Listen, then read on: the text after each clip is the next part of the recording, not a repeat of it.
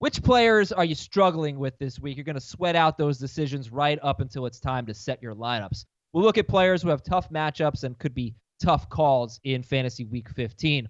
Also, we're previewing the Jets and the Ravens, and basically it's Mark Ingram and Le'Veon Bell. What do we do with these guys? Who would we start over them? We'll look at the most added list, and we'll tell you just how horrible of a commissioner Heath Cummings is as Fantasy Football Today gets started right now.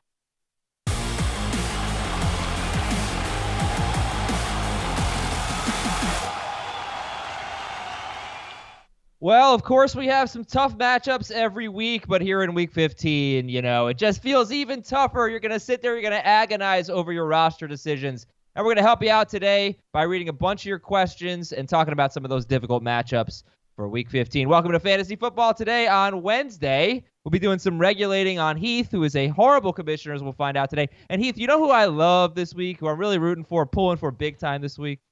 Who's that? Josh Jacobs. Do you know why? Why is that?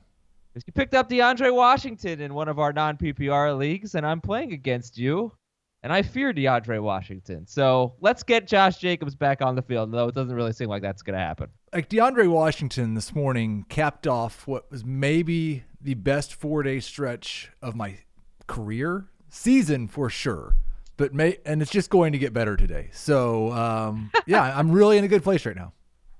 Okay, good. I'm actually, we'll get Ben in a second. I'm especially mad at Chris Towers because he had number one waiver wire claim, priority over Heath, and I'm not facing Chris this week. And he picked up the Chiefs DST instead of DeAndre Washington. I'm very happy about it. In another league that I'm in, I had 134 fab dollars left. Somebody else had 514, and they don't have good running backs. And they didn't pick up DeAndre Washington either, and I got him. Everything is turning up Heath right now. Oh, is that right? Let's bring in the third member of our crew today and get some music. Ben. I always wanted to do that. Ben. Hey, Ben, what's up? Not much. I think I might just need to be a spectator to start this off. I'm hearing something about a co-commissioner fiasco that I really want to hear the details about. Co-commissioner. Let me tell you something. All right, Heath, you screwed up in our podcast for the People League, apparently. Do you have the music?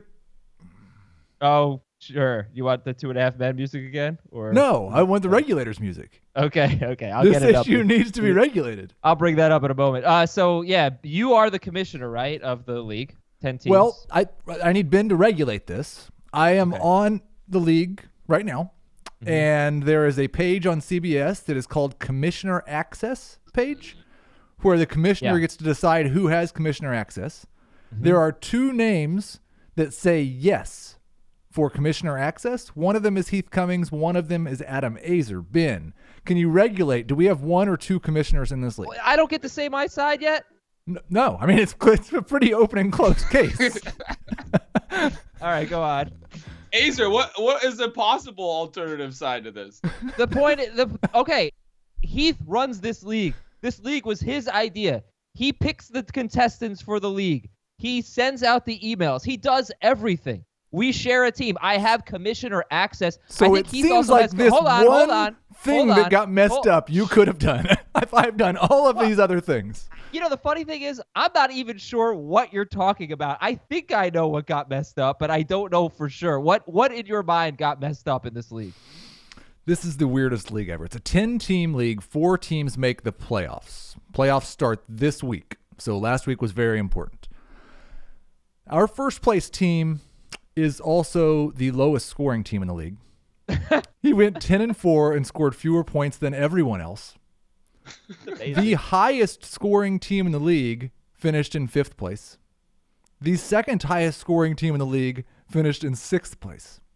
Neither of them are going to be participating in the playoffs because Adam and I did a terrible job. Don't put me in this. You are a commissioner. I am a commissioner. Ben, we've established that he's a commissioner of this league, correct? I'm not a commissioner. He gave no defense to not being a commissioner. He just gave defense to I've done everything. A commissioner. I am an honorary commissioner. I have no actual power. I can go in there. You have complete and total power. You could go do anything you want on the website right now. This is your fault. apart from a signing fault, which it seems like it's just both of your fault. But I'm on the edge of my seat with this story. Like, how the heck can this happen where the 5th seed and the 6th seed are both not in the playoffs? It's 10 teams, so only 4 teams make the playoffs. And they start this week.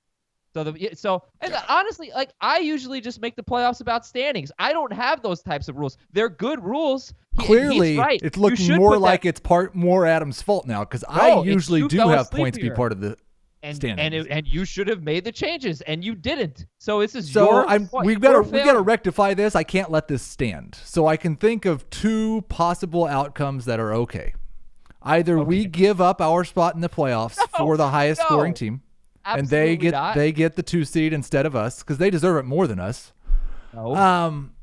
Or they get to play in the podcast league again next year because we ruined their experience for them. They were the top scoring team in the league, and we did not give them a chance to be the champions of the league. I am going to let them back into the For the People League next year. Just send me an email. You are. Because it's your freaking league, and you're the commissioner, and you can do that, and it's been regulated. All right, let's take a look at the most added list here to get the show started. DeAndre Washington, 1, A.J. Brown, 2, Raheem Mostert, 3, Robbie Gould, 4. Not a bad option there if you need a kicker for one of the best offenses in football. So he is 65% owned, Robbie Gould. Tyler Higbee is 5, and Darius Slayton 6, Ryan Tannehill 7. I plan on talking about most of these guys here, but Boston Scott is now 8% owned. But, A.J. Brown is a guy that just the targets alone, they scare me. And the inconsistency, it scares me. And Ben, how do you feel about A.J. Brown against the Texans this week in the biggest game of the week? I mean, I love that you're starting off with him because he's the player that I am just crushing on so hard this week. AJ Brown is going to make Ryan Tannehill hundreds of millions of dollars. Since Tannehill took over starting 7 games, he has more receiving yards, more than double the receiving yards of any other Texan, more than the next 2 Texans combined, which is just basic math. Those 2 things mean Titans. Sorry, those 2 things mean the same thing. Right, he's been phenomenal. He's the best receiver in the NFL. He's been inconsistent. He's the best receiver in the NFL in yards per target with at least 40 targets. The only guy I believe that's ahead of him. Right, he hasn't been getting consistent targets. You're right, but this guy, I believe, is the best receiver in a very, very good 2019 rookie wide receiver class. I think he's going to be an absolute star down the line. Top 5 fantasy ceiling. That's all true, and I am not surprised that he's Ben's favorite because he's got enormous upside weekly, and Ben doesn't care what his floor is. So it's a perfect player. The only guy that wasn't on the list, and I think may have almost as much upside on a weekly basis and has been better and more consistent recently is Anthony Miller. I think he's taken a leap forward. He's further down on he's the not most been added better by the metric that you're choosing to use. Yes, that's correct. What, fantasy points? I think he has been better by fantasy points over the last month. Okay. Yeah, well, maybe last stretch. I mean, the only reason he wasn't before is because he wasn't catching any touchdowns. No, the only reason he wasn't before is because Taylor Gabriel was playing. As soon as Gabriel got hurt, Miller went crazy. Here's an interesting note on Brown that I just want to add. On top of the fact that he's been this good with Tannehill under center, which I think is very notable, he also wasn't playing a lot of snaps to start the season. Something we see with rookies. We saw it with DJ Moore last year. We talked about this all offseason, where Moore didn't play consistent snaps until late in the year. A.J. Brown's snap share was in the 40% for the entire month of September, the first 4 games. Then it was in right around 60% for all of October. Only since November, since around when Tannehill started taking over the offense, has his snap share actually trended up. And he's had 3 games over 80% now. He's been essentially their number 1 since Corey Davis missed week 10. He's running more routes now. And again, this guy came in with a really, really strong profile in terms of age-adjusted production, all of those things that we've talked about for rookies. Out of Ole Miss was way more productive than DK Metcalf at Ole Miss. And Metcalf's been a productive NFL player. So this is a guy that I think has a lot of long-term upside, and I think you should absolutely be buying into with the increased snaps and the increased role right now. I know the targets aren't great. I mean, this is a run-first team. But this guy is just a really good player and somebody you should want to be playing. And I do think like you should pick him up. You just have to acknowledge if you're going to start him, like if he scores 3 fantasy points this week, it should not surprise you. Yeah. And he might score 25 as well. But if you can't start him and then be upset if he scores 3 points, because that's well within the range of possibilities. And I should have been more clear. Anthony Miller's been more involved the past month than A.J. Brown. Because of Brown's monster game last week, he has scored more fantasy points the last month than Miller. I think if you're looking at it from a who is the most likely to score 12 fantasy points, it's Anthony Miller. The who is the most likely to score 20, it's probably A.J. Brown. But I do think, just to like reiterate with A.J. Brown, he has that. Remember Odell Beckham's rookie season, 2014, what he did in the fantasy playoffs? He won fantasy leagues as a rookie. It's almost blasphemy to compare anything to that, but that's the upside that I think A.J. Brown has that upside. I legitimately do think he has. I don't think last week was a fluke. Is the key point. Okay, well, look, it's not so much that. It's that Ryan Tannehill, his pass attempts in his last 4 games are like 19, 18, 22, 27, I think. So it's just a matter of is he going to throw more? And you hope there's a lot of points in this game. And you hope maybe that the Houston run defense can be solid and make Tannehill throw the ball a little bit more. And if that happens, then you're going to feel better about A.J. Brown. But, so would you start A.J. Brown over like a struggling Odell Beckham against Arizona? Yeah. I would too. Wow. Would you start him? I would start him over. I'm looking at one of my teams. I don't have A.J. Brown, but I put in a claim for him, right? I'd start him over DK Metcalf this week. Would you? Yep. But I wouldn't start him over Zach Pascal, and I wouldn't start him over Kenny Galladay. Galladay's got the Bucks. Pascal's at the Saints. I would start him over Pascal, but not Galladay. Yeah, I think I agree with that as well. Just because Galladay has a great matchup, but I think it's close. Like I think you can have A.J. Brown in that range because Galladay's obviously playing with an inconsistent quarterback. Heath, give me a final thought on the most added list. Again, we got DeAndre Washington, A.J. Brown, Raheem Mostert, Robbie Gould, Tyler Higbee, Darius Slayton, Ryan Tannehill, Seahawks. I think just one more time, because I haven't said this week, and maybe it was said enough yesterday, but I was able to get DeAndre Washington in 4 leagues. I basically threw everything I had at him, and as long as Josh Jacobs is out this week, he's not just like somebody you can start because you picked him up off the waiver wire. I think he's a top 12 running back. Yeah, Jamie said the same exact thing. All right, we got a few things to promote. Our Facebook giveaway, the biggest lesson you learned this season. So some that we've gotten so far from Ty, drafting the tight ends right after the big 3 is just about the riskiest thing you can do. Yeah, that group didn't turn out so well. And I hope if you drafted Hunter Henry, I hope you kept him through his injury. From Jimmy, never, ever, ever waiting too long to draft a second quarterback in a 2-quarterback league. Yeah, I'm not sure. This year, I guess maybe. But overall, I don't necessarily agree with that. I don't like to wait too long to draft my 3rd quarterback in a 2-quarterback league. So I guess I can't wait too long to. Yeah, it doesn't really make sense. Okay, I agree with you, Jimmy. Don't wait too long to draft a second quarterback or a 3rd quarterback. And if you want to win $1 million, you can go to cbssports.com/parlay and play the parlay pick'em. You're picking games and you're winning some money. Parlay pick'em at cbssports.com/parlay. Hey, let's do a quick round of Fantasy Feud. You guys ready? Oh, yeah. Okay, just one round. Let's do it. The top 5 answers are on the board. You have to say your name to, buzz in. Give me the top, it's actually 6 answers. There's a tie at 5th place. Top 5 running backs in yards per carry, minimum 100 carries. Heath. Devin Singletary. He is number 2. Ben, you have a chance for the number 1 answer. Derrick Henry. That is incorrect. He's number 5. Heath, would you like to pass or play? We've got 2 and 5 off the board. Yeah. Let's play. Okay. We're looking for the top 5 running backs in yards per carry, minimum 100 carries. Devin Singletary and Derrick Henry are off the board. Heath, what do you got? Raheem Mostert? That is correct. He is the number 1 answer. Good job. I don't know if this guy has enough carries, but Matt Breida.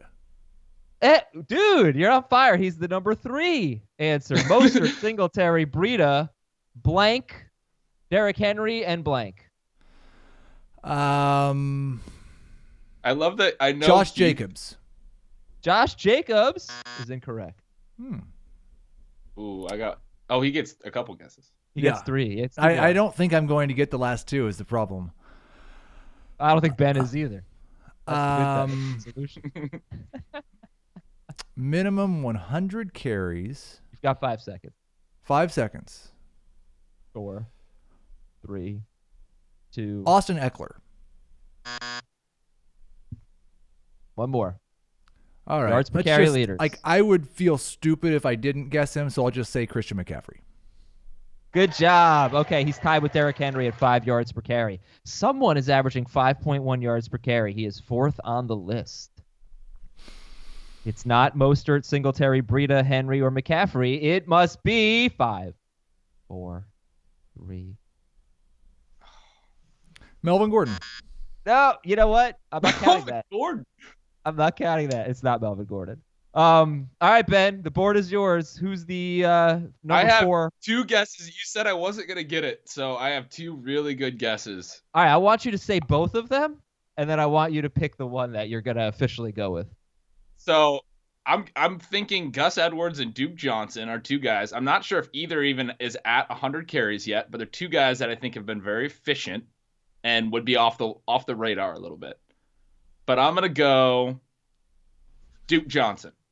Oh, incorrect. You should have gone with Gus Edwards. He would have been wrong anyway because it's Nick Chubb. Oh. But no, Gus Edwards actually is up there, but I don't think he has 100 By the carries. way, everything is still turning up, Heath.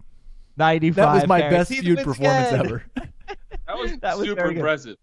You can tell that you look at yards per carry when you project each week. I mean, like, I was impressed by, like, pulled up Devin Singletary and Ricky Mostert, who you've been regressing every week. Yep. I wasn't surprised that Mostert was number 1. What surprised me, Devin Singletary is averaging 5.6 yards per carry, and he's got a tough matchup against the Steelers. Is Devin Singletary matchup proof at this point? I wouldn't call him matchup proof because there's a couple of different things going against him. One, the Steelers are pretty good against the run, two, he's going to regress. He's not going to average 5.6 for the entire season, and if he does, he won't do it again next year. And then 3, it's also, I think last I saw this game had an over-under of like 36.5, one of the lowest of the season, and I think Vegas is probably right on that. There won't be many points, so touchdown odds are low, hurts the yards. He's I definitely starting DeAndre Washington over him. Non-PPR, I'm probably starting Adrian Peterson over him. Whoa. Well, Peterson's got the Eagles. Like, he's not going to really be able to run against them. He's going to get 20 carries. Yeah, but Singletary will probably get close to 20 touches. He could. You know what? The thing is, Peterson might be more likely to score a touchdown because you got that stinking Frank Gore guy at the goal line, although I predicted on Sunday that's not happening anymore after that huge failure. But that's obviously just a gut feeling. Injuries, news, and notes. Lamar Jackson's going to play. We're previewing that game later. You know, 2 of the toughest calls might be Mark Ingram and Le'Veon Bell this week. Not easy in this matchup on Thursday. Mike Evans out for the season. Alshon Jeffrey out for the season. Marvin Jones out for the season.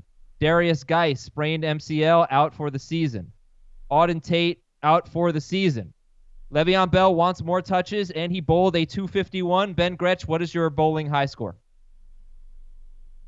I believe it was a 191 or 192. Ooh. When I was like a teenager, I used to bowl a little bit. Have you ever bowled, Adam, 2 games combined that totaled 251? Oh, yeah. Not consecutively, but maybe. Actually, yeah, probably. I usually bowl, if I bowl 3 frames, I'll bowl like in the 90s. It'll be embarrassing. And then I'll bowl like around 120 after that, something like that. But I need 1 game to get going. How about you, Heath? Your bowling high? It's not 190. I would guess it's somewhere around 150, but I really don't know. Yeah, I think mine's about 151, so up ahead of you. And I didn't realize when you mentioned what a tough week this is for Bell and Ingram. This is like the Ben Gretsch Bowl. It's like the buy low back versus the sell high back. One of them's a trap back. Philadelphia right tackle Lane Johnson's week to week, and Carson Wentz a lot better with Lane Johnson and Alshon Jeffrey, by the way. So he'll be interesting with a good matchup Sit at him. Washington. Yeah. Jameis Winston expected to start this week. You feel good about him this week with a broken hand at Detroit? He's fine. Okay. There's only one guy that was available that you're considering, and it's Tannehill. And I have those two in one league, but it's a bonus for 300-yard league, so I'll probably just still start Jameis. But they're right back to back in my rankings. Mark Andrews is going to play. James Conner expected to practice this week, and from what I read on Twitter, he thinks that the Patriots should have to forfeit this week against the Bengals. I did see that on Twitter. You said that on Twitter, I think. I did say that on Twitter. And maybe I'm wrong. Maybe they'll do an investigation, and it was all just an accident that the Patriots were doing the same thing again, and probably have been ever since they did it the first time. And I did see that on Twitter. It was under my name. Take some draft picks away. That's led to them stopping this behavior in the past. I think that I'm not even going to let you respond to this. I'm just going to say it. I'm going to leave it out there. We're going to move on to our next topic. I think that Major League Baseball should strip the Houston Astros of their 2017 World Series championship. Week 15, tough calls. All right. Ryan Tannehill. So Jamie was saying he had him fourth. Does he still have him fourth? He does. Dave has Tannehill eighth. Heath has Tannehill where? Yeah, he's not a tough call. He's a consensus top 8 guy. Ben, you agree? Start Ryan Tannehill? Yeah, I mean, if you want to make the case against him, he's thrown for under 200 yards, I think 3 times in his 7 starts. He's been really relying on touchdowns. He has multiple TDs in every single game, including rushing touchdowns.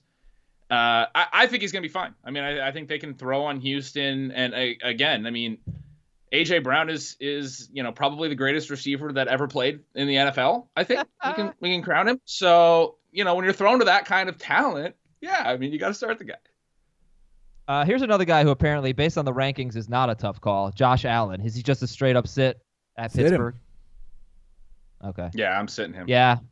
Pittsburgh, the first 2 weeks of the season, they gave up 31 and 30 points to Brady and Wilson. Since then, Hoyer had 20, Mayfield had 25 with a rushing touchdown. Everyone else has been pretty junky. Russell Wilson, tough call. I think he's a tough call at Carolina because Chris Carson should have a huge game. And Wilson scored 20 or fewer fantasy points in 6 of his last 7 games and just hasn't really been the same. And Tyler Lockett's been bad. So, Ben, what do you think about Wilson this week at Carolina? He's always tough because we know that he has a really low floor, and I wouldn't mind sitting him, especially against a team that has such a bad run defense. If Chris Carson gets rolling, I think that, and I expect that he will against this run defense, you definitely can get one of those games where Wilson only throws 20, 22 passes. But if Carolina gets out in front, then all of a sudden Wilson has a massive ceiling because they'll lean on him to throw. He throws 35 times in comeback mode, and that's when he blows up. So I can definitely see sitting him. I think this matchup leans more towards the run game for them. Heath, where do you have Wilson? 2. I'm starting him. Yeah. I don't. Wow. That's the thing is, I don't necessarily disagree with some of the things that Ben said, except Ben's supposed to be making the argument that Russell Wilson can win you a week. I'm not going to sit a player that can win me a week in the fantasy playoffs. This is a game where Seattle has an implied total of 27. They're going to score a bunch of points. Their defense has not been very good lately. I don't think the defense is going to be very good going across the country to play against Carolina. They're going to give up some points. This might be one of those games where he only throws 30 passes, but they go for 270 yards and 3 touchdowns. Okay, how about Dak Prescott against the Rams? This is a really interesting game because, Will was talking about this could be a shootout. This could be kind of Saints 49ers like. But, the Rams have a pretty good defense. Then again, so do the Saints and the 49ers. And Dak has basically needed that pass volume in the last 2 games against Buffalo and Chicago to have these frantic fourth quarter rallies where he's put up respectable fantasy numbers. But he's thrown 46 to 49 passes in 4 of his last 5 games because the Cowboys' defense is sort of falling apart. Then again, I don't really trust Jared Goff that much. He's had a bad year unless he's had a great matchup. So how do we feel about Dak? Ben, you have the first word against the Rams. I agree with you that it's a really interesting game. I mean, we saw good things from the Rams this past week. They looked like they were getting things figured out on offense against Seattle. Dallas hasn't looked great, but they have been obviously a very good offense all year. So we could see that back and forth type of shootout. The thing I'll note about your point with Dak racking up some garbage time production, we see plenty of teams that don't necessarily push the ball down the field as much, even as they are trying to come back. His vertical passing game has been there all season, and he's been right at the top of the league in average throw depth and air yards. So we like the Cowboys of old weren't that aggressive when they fell behind. They used to check down and still go to Elliott and keep running it. At least we know he has that upside if they trail, and if they get ahead, he's probably going to be a big part of them getting ahead. I like him. I mean, I think he's a high level fantasy quarterback right now that I trust. I'm starting him. Okay, so would you start Baker Mayfield at Arizona, or is that a home game? At Arizona, they make Baker everyone look good. Mayfield has scored fewer fantasy points per game than Marcus Mariota this year. We do not need to talk about Baker Mayfield, no matter who he's facing. Mitchell Trubisky or Dak Prescott? Dak, but I do like Trubisky. Okay. Is Matt Ryan a tough call at San Francisco, Heath? I don't want to start Matt Ryan at San Francisco. I know the 49ers just got blasted by Drew Brees, and they've had some struggles with running quarterbacks recently. Brees was the first pocket passer to do it. It was at Coors Field, the Superdome. So I think you just kind of wash that one away, pretend like it didn't happen. I don't want to start Ryan outdoors against that defense. No Calvin Ridley for Matt Ryan, but no D Ford and no Richard Sherman for the Falcons, or for the 49ers. They've played 2 games already without D Ford, and they were terrific in both of them. They beat Green Bay 37-8. They lost at Baltimore 20-17, but we know they played very well in that game, so that hasn't mattered, but maybe Sherman will. Ryan just hasn't really been great. If he didn't have that 90-plus yard passing touchdown, he doesn't have a very good game against the Panthers, and he only scored 24 points in that game anyway. All right, we'll talk about running backs and wide receivers with tough matchups and with their if they are tough calls, in fact, this week. But I want to talk to you about ButcherBox. This is something I'm really, really excited about. I got this package from ButcherBox last month.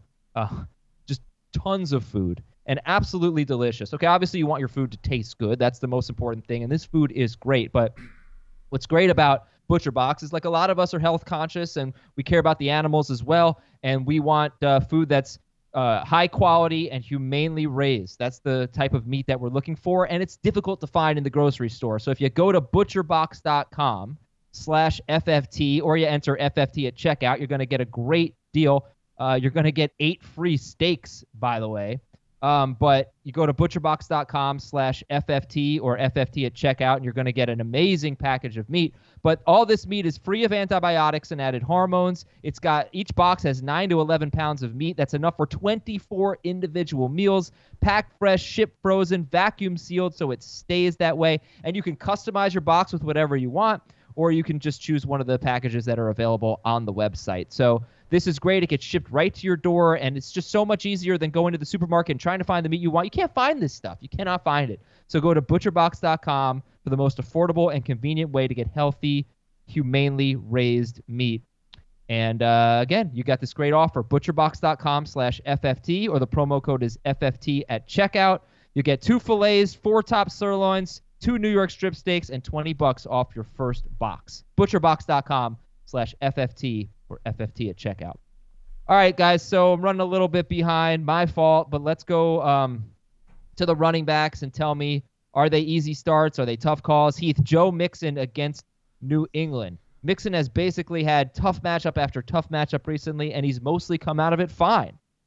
Start or sit Mixon? I think you're probably starting Mixon. Like, there are some situations where it could be a tough call. He's a top 24 running back for me in both formats. I love the increased usage.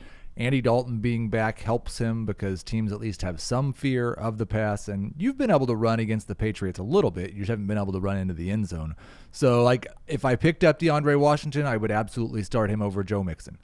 But other than that, there's probably not anyone that you're adding and starting over Mixon.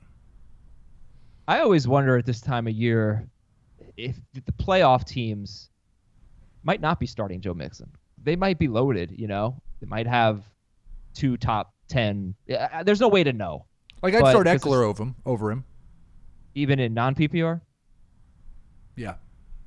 Okay. Because he's not a great option this week. That's what I'm saying. Hey, how about Ben, Phillip Lindsay at Kansas City? Chiefs give up the second most fantasy points to running backs, 5 yards per carry to running backs, second most receiving yards to running backs. Oddly enough, Lindsay was really bad against Kansas City in the first meeting. But what do you think about Phillip Lindsay? Yeah, I think he's a fine option, but not like an exciting one. He has a couple of catches the last couple of games, but they've mostly been design plays. He's still running a lot fewer routes than Royce Freeman. He's only playing about 50% of the snaps, even though he's massively out carrying Freeman. We basically have an early down and passing down back situation. So I don't think there's really like upside if they get behind for him to catch 4, 5, 6 balls in a game. So you're hoping that that rushing efficiency is there, and you noted that it's a good matchup for that. But to me, he's mostly just kind of a fine option, not anything exciting. Yeah, good. I'm mostly just starting him. Well, why? If you're mostly just starting Phillip Lindsay most week, you're losing. He has not been particularly good from a fantasy perspective recently, but he's getting 18 touches almost every game. He's been an efficient back over his career and even over this year, just not the last couple of weeks. He is in a high-scoring game against one of the worst run defenses in the league. I would start almost any running back that you told me is probably going to get 18 touches against the Chiefs. Well, he's been involved in 3 double-digit losses by 10 or more points.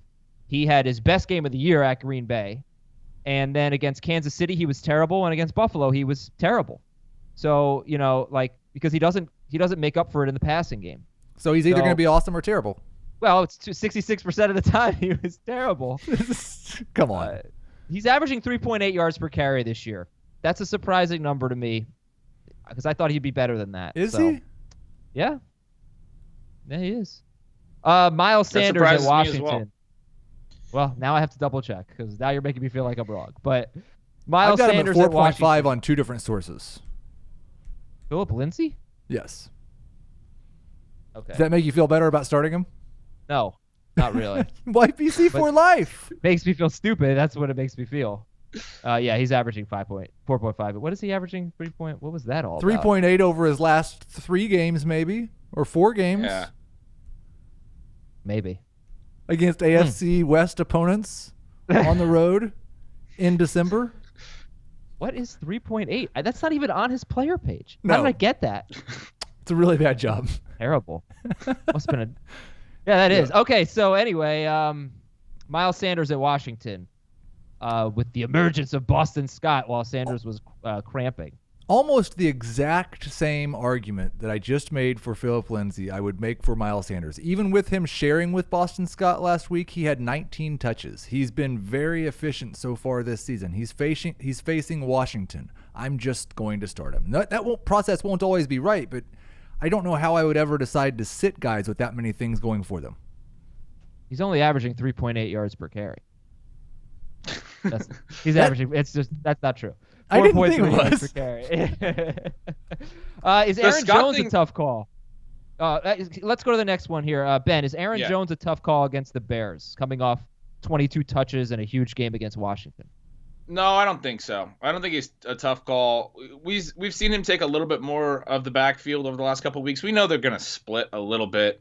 One of the really positive signs last week, though, was he actually got some targets down the field, a few air yards. He hasn't had any since Davante Adams has been back. Like his cumulative 4-game stretch has been negative air yards. He's only getting targets at or around the line of scrimmage, whereas prior to Davante Adams returning, he was getting some downfield targets, and that's why he had a really big boom, like a 3-week receiving boom right there in the middle of the season. So he got some of those downfield targets last week back. It's nice to see that they're still thinking about that, and they might still be using that in their offense. That really helps his upside. All right, last one is Devontae Freeman. Ben, I'll give you, the first word here against the 49ers, who allow the 3rd fewest fantasy points to running backs and the 2nd fewest receiving yards to running backs.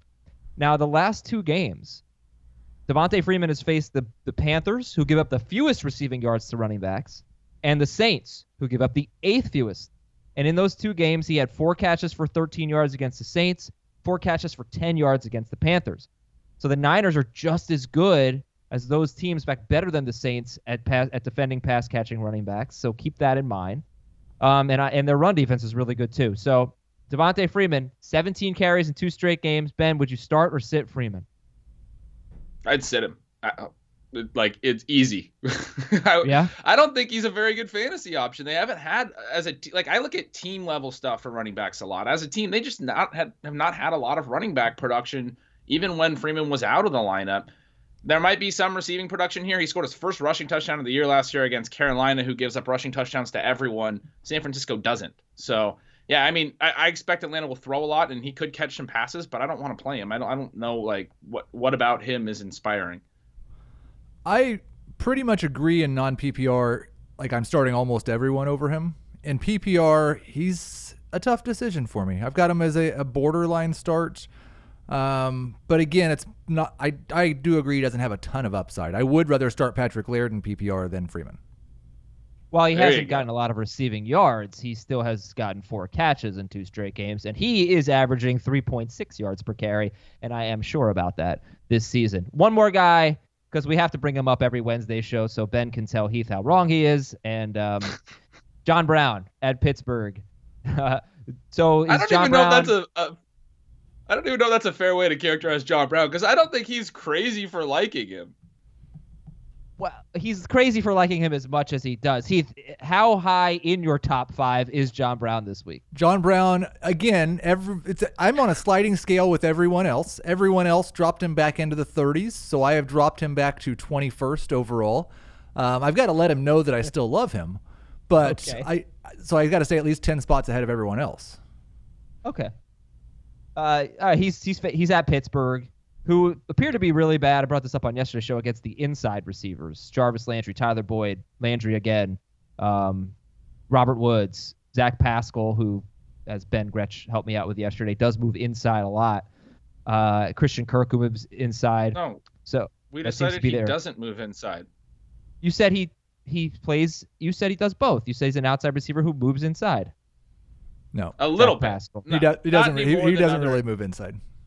Yeah, just it moves in like a little bit, but not. He's an outside receiver. Most outside receivers play the slot a little bit.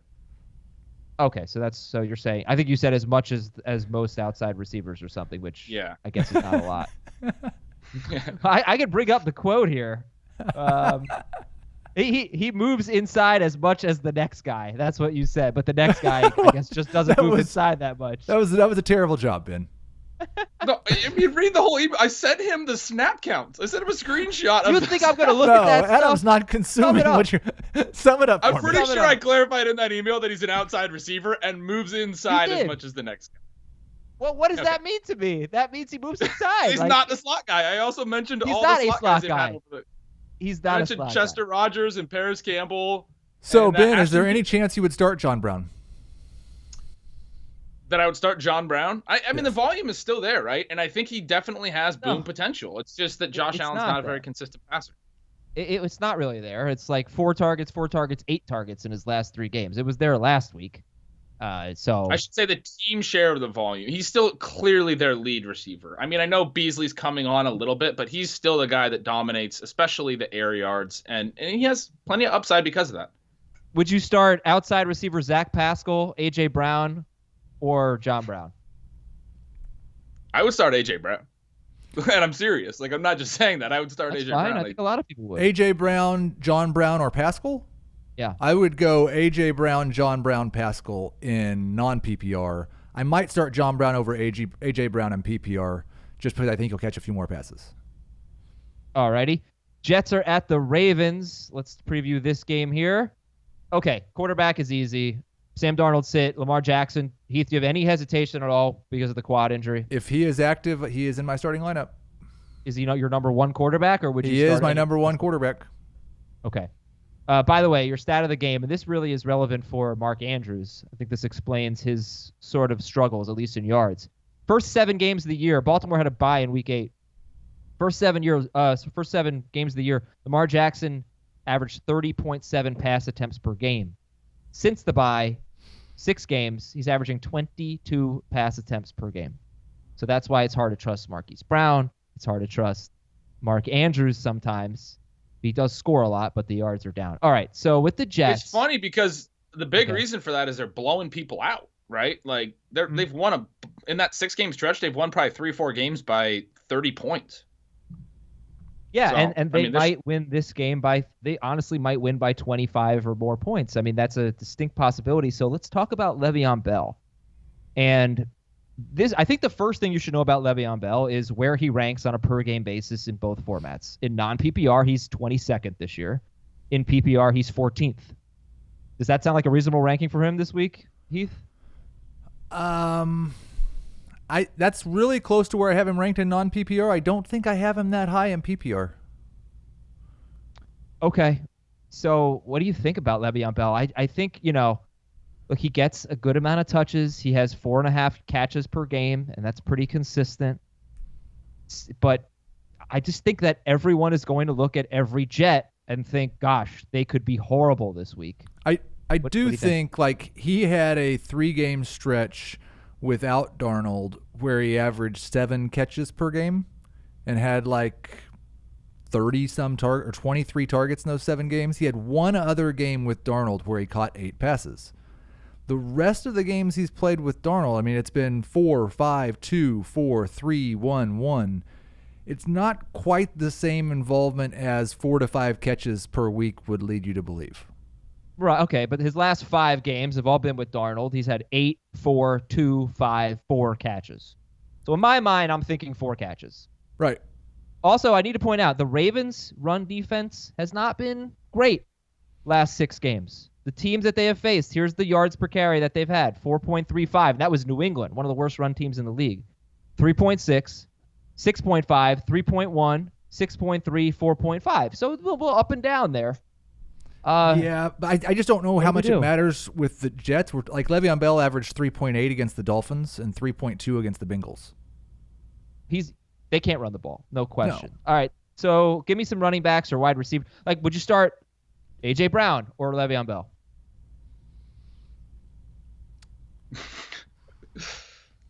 I would start A.J. Brown. I mean, I would start A.J. Brown.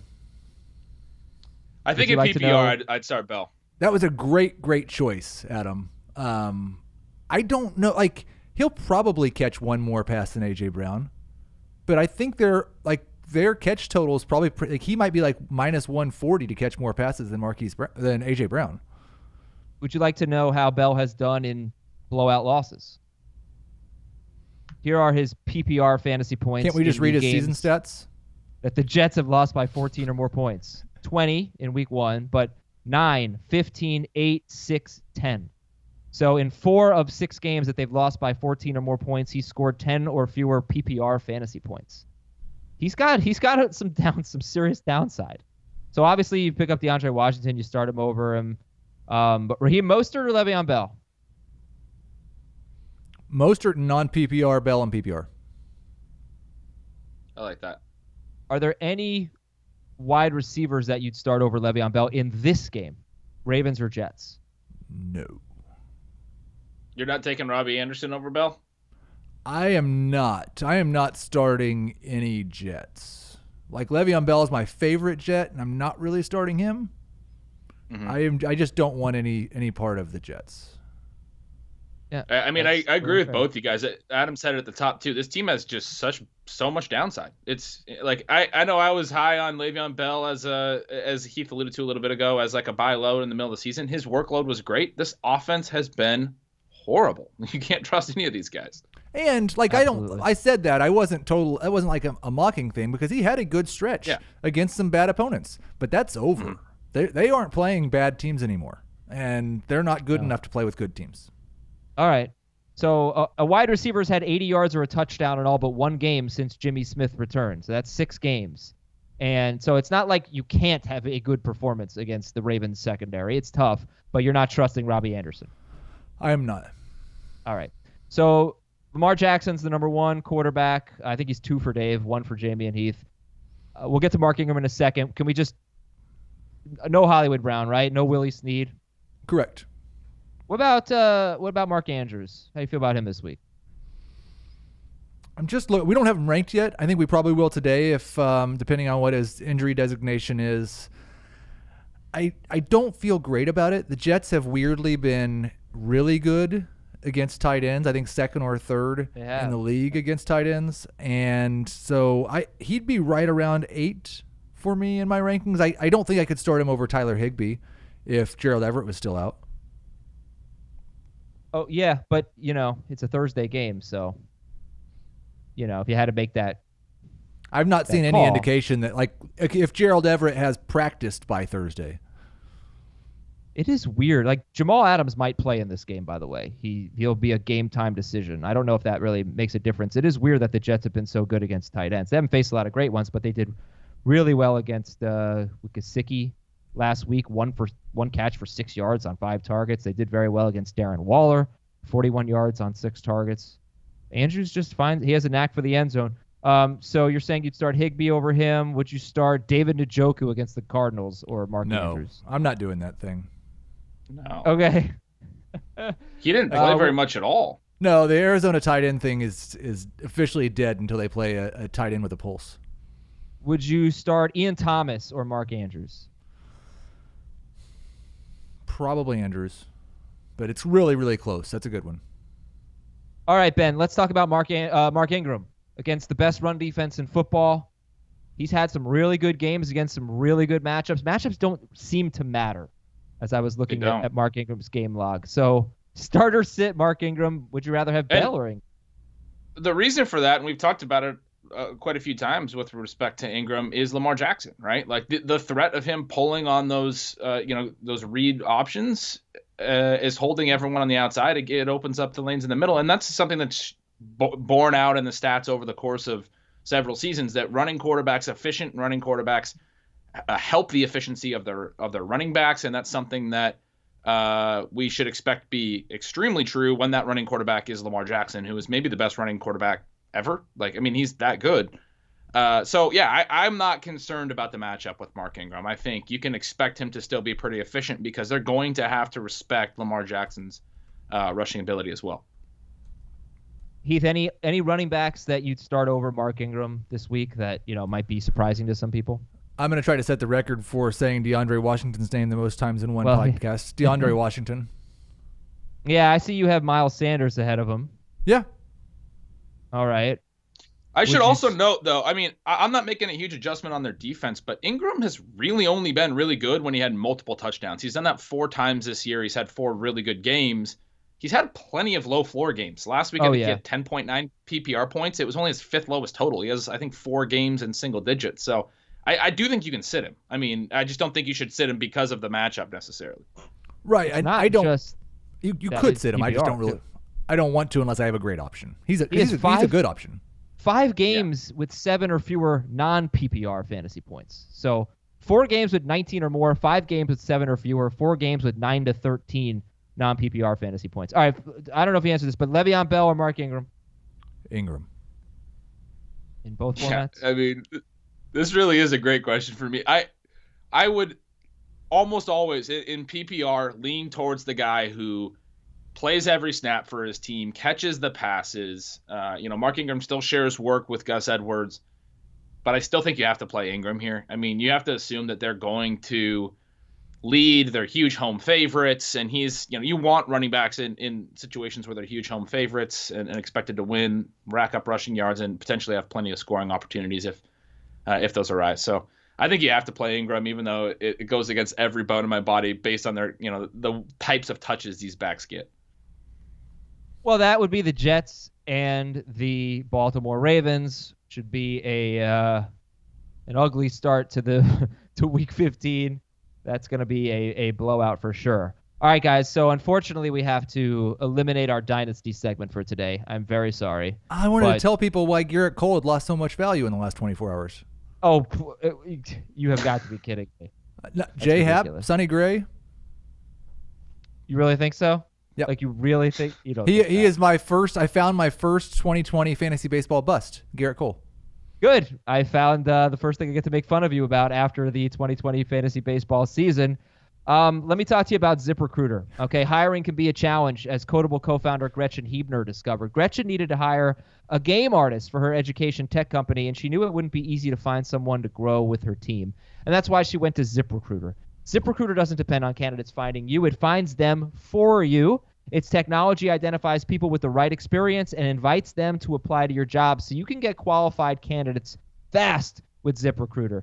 So Gretchen posted her job on ZipRecruiter, and she said she was impressed with how quickly she found qualified applicants. And she also used ZipRecruiter's screening questions to filter her candidates so she could focus on the best ones. That's how Gretchen found a new game artist in less than 2 weeks. Less than 2 weeks. So with results like that, it's no wonder 4 out of 5 employers who post on ZipRecruiter get a quality candidate within the first day. All right, this is really efficient, and this is a great tool if you're looking to hire someone. See why ZipRecruiter is effective for businesses of all sizes. Try it for free at our web address, ZipRecruiter.com/FFT. ZipRecruiter.com/FFT. That is ZipRecruiter.com/FFT. ZipRecruiter, the smartest way to hire. All right, let's hear from the people for the last 10, 15 minutes of this show. Emails from Charles, Dear McLean, Gruber, and Powell. Is Powell the cop? McLean's got to be John McClane, right? Well, these are Die Hard. Hans Gruber. Die Hard. Yeah. Powell, who is Powell? I think Powell is the cop. Welcome to the party, Powell. That's not what he says. Half PPR, I need to start 2. Ingram, Singletary, Lindsey, Laird, McCoy, DeAndre Washington. He's going to say Washington for sure. Yes, he is. Washington is the best player on this list. And half I would PPR, I'd go Lindsey, or I think I'd go Lindsey and Ingram over Washington. I'd go Washington and Ingram. Oh, okay, not Singletary. All right. From Garrett. No, Singletary, no. Subject line, 29% snap rate for Cooper Kupp. Body of the email, should we be worried? Really interesting thing I found in stealing signals with this, he actually ran routes on 52% of dropbacks. Their personnel was really heavily run pass split. Josh Reynolds played way more snaps and actually ran fewer routes. He was out there for run blocking mostly, and he didn't even have a target. He did have 3 rush attempts, Josh Reynolds. So Kupp, yeah, it's not good, but he's still probably going to be out there for a lot of the pass attempts. He's Goff's favorite receiver. I think you can still start him. The upside's not going to be the same, but much better when you look at his routes. Kupp or Ingram this week? In PPR, I'm playing Kupp over Ingram. Yeah, in PPR, I probably am too. In non-PPR, it's Ingram, and it's not particularly close. By the way, bold prediction. Mark Ingram has 2 catches for 30 to 40 yards against the Jets. Is that a bold prediction? I have a statistical basis for that. Well, he has 30 to 40 receiving yards against the Jets. That's my prediction, my projection. Jacob in Santa Clara. Are you going to share the statistical basis? We don't have time, No. but basically his production in the passing game against teams that are similar to the Jets in how many yards they give up to running backs, receiving yards, that's what I'm projecting. Okay, 16-team league, Tom Brady. Should I start Brady against the Bengals? Should I start Minshew? Drew Lock. Oh, is this for week 16? It's for next week. Brady against Buffalo, or Minshew at Atlanta, Drew Lock against Detroit, Dalton at Miami, Trubisky against the Chiefs. I don't know. It's not going to be Brady. I am not starting Brady against the Bills. Tom Brady's probably last. I wouldn't do Lock. Lock's been thrown underneath a ton. I don't love Minshew at Atlanta. For me, it's kind of between Dalton and Trubisky. I don't know. What do you think, Heath? I have Minshew and Trubisky very similar this week. Minshew, one more bad game would change my evaluation of him a lot. He still has more good games than bad games. So, he is someone, if he had a good game this week against the Raiders, I'd probably just go with Minshew because I like him the most right now. Okay. You've got some options there, but it's not going to be Brady. From Chris, Rodgers, Wentz, or Tannehill this week? Oh, Tannehill. Tannehill is the only quarterback in this group in my top 15. From Pat, 4-point per passing touchdown leagues, Kyler Murray or Ryan Tannehill? I want to play Kyler in that situation. I have Kyler projected for more fantasy points in 4-point per pass touchdown leagues. I'm going with Kyler Murray. Okay. Nice. Jeremy from somewhere in northeast Oklahoma. No idea. Oh, Hooker. Okay. Hooker. Somehow I scraped a first-round bye in my don't call us names. I scraped a first-round bye in my 12-team standard scoring league, but I have Ridley and Evans, so pick two of these options. D.D. Westbrook, Allen Hurns, Curtis Samuel, Rashad Perryman, Randall Cobb. Oh, well, D.D.'s got to be one of them, right? Standard league, it's not PPR. D.D. stands out, but if it's not...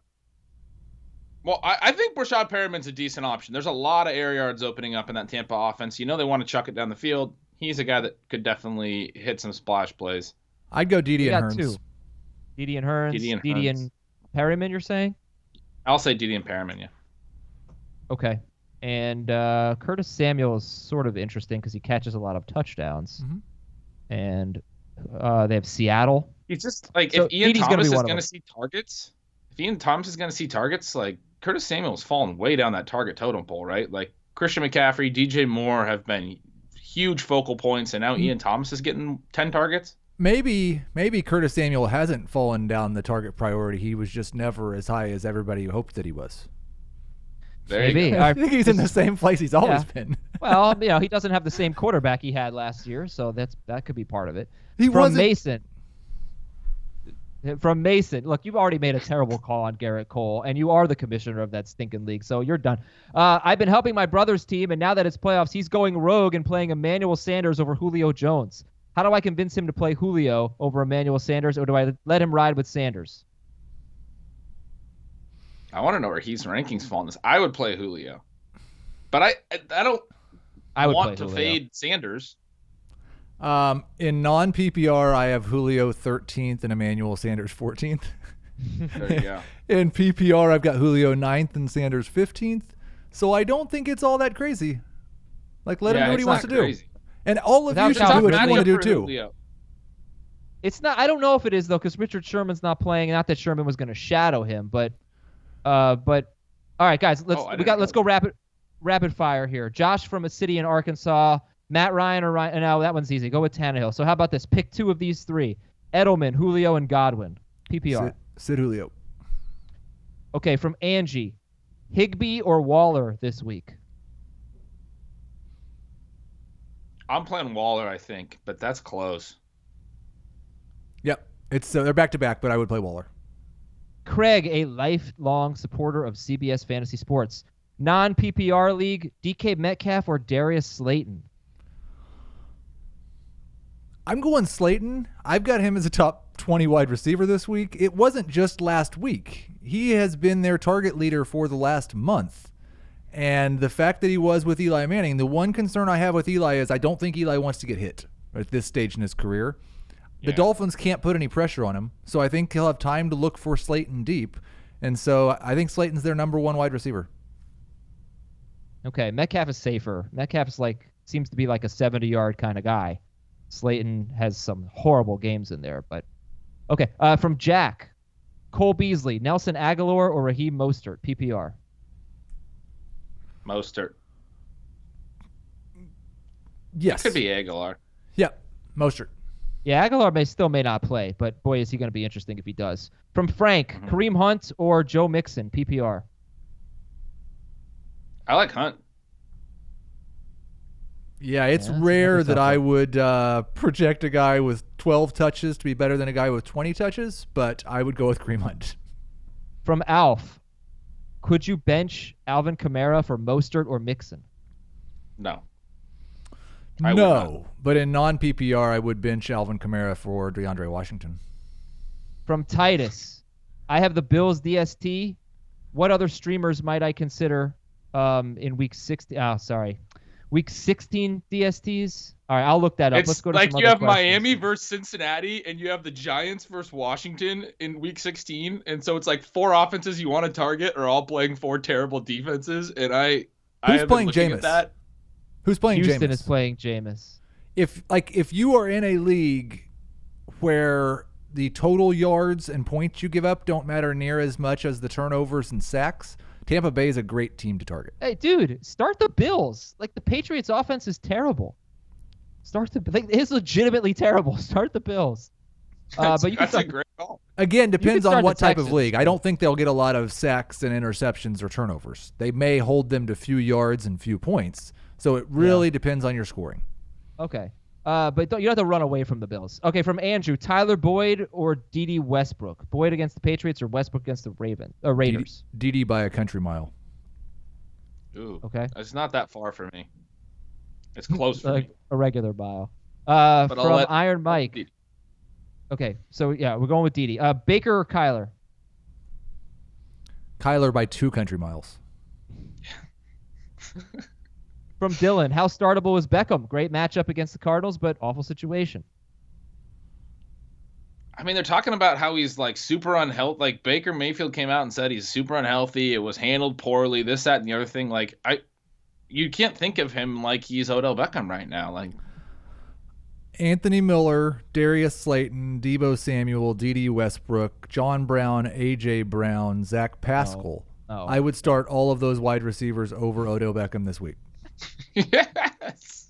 It's the Cardinals. The Cardinals make a lot of bad wide receivers look great. But do they make the team's number 2 wide receiver great? Because he is clearly the number 2 wide receiver in Cleveland. And Kareem Hunt might be the number 2. 3 behind Kareem Hunt as he well. might be the number 3 wide receiver. I think you might be running into a little bit of a trap with Anthony Miller, by the way. Just saying, because you think it's a trap? It could be. It could be like the Packers are the best pass defense he has faced, or will be the best pass defense he has faced in this recent stretch. He had 3 or 4 catches in the last game. You're lucky he scored.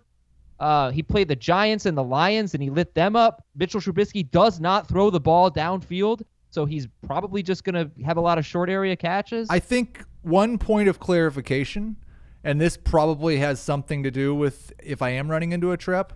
You said the Packers have the best pass defense he has faced. And I think in terms of fantasy points, that might be true. They've allowed 7.9 yards per attempt to opposing quarterbacks this season.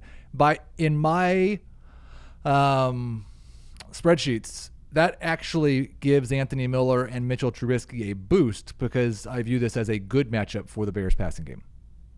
I mean, I brought that up. They do give up a lot of big plays. I don't know. Like Ben, you've maybe seen make big plays. My opinion is that yards per attempt allowed at this stage is more predictive than fantasy points allowed, but I don't know 100% that that's true. Then it probably comes down to attempts also, because they might try to run. The Packers have a terrible run defense. So, if Taylor Gabriel comes back, you could be in a little bit of trouble. That's all I'm saying. If Taylor Gabriel comes back, he will not be ranked ahead of Odell Beckham. Anthony Miller won't be. Correct. Right. Okay. So let's read a couple more from Brian. Start 2, non-PPR. Le'Veon Bell, David Montgomery, Devin Singletary, non-PPR. Ooh. It's Singletary and maybe Montgomery for me. I don't know. What do you got, Heath? I think I would go with Le'Veon and Singletary. Okay. I can back that. They're very, very, very close. Yeah. Last email here. This is actually a tweet from Dustin. How did I lose with Winston, Barkley, Gurley, Michael Thomas, DeAndre Hopkins, Julio Jones, and Travis Kelce? That's a lot of points. You lost with that team? I had none of those this past week. I have so many teams in semifinals this week that do not belong. And I'm just going to try to keep riding it. That's what this time of year is all about. Well, I hope you don't consider our team, because we belong. We belong. We had a good, I think year. The guy that scored 2,100 points this year belongs. Okay, so do we. So do we. Okay. Thank you for listening, everybody. Having commissioner access does not make you the commissioner. For Heath, for Ben, I'm Adam, and I get the last word. We'll see you tomorrow on Fantasy Football Today. Thanks, Commish.